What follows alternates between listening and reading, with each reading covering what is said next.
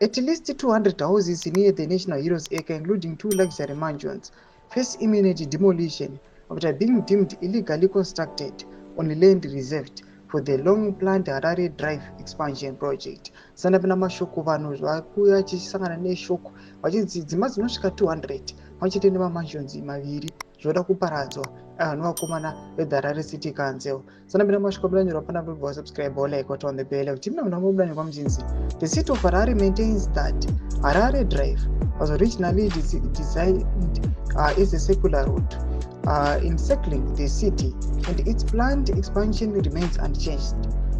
According to 1998 detailed engineering designs, the missing sections of the road are meant to connect key areas including Solomon Mujuri Drive at Warren Hills to Glen Eagles Road in Southerton Park through Mainway.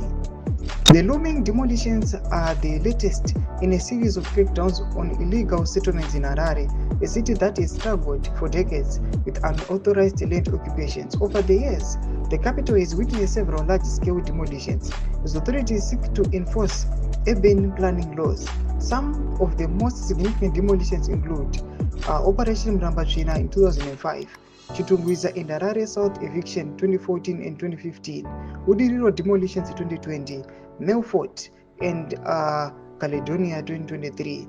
In all these, authorities have blamed land barons for illegally allocating and selling land that does not belong to them, while affected residents often claim they were misled into buying stands with the fraudulent paperwork. Thomas Kwakuda panapa nguva ino yatoona kuti aiwa people they are regretting kutotenga panapa mastands vachiona kuti aiwa the council inovatengesera zvinhu zvovarasisa. Tudze mafunguro enyu kuti kudii pamusoro pechitwa ichi pera comment section medu.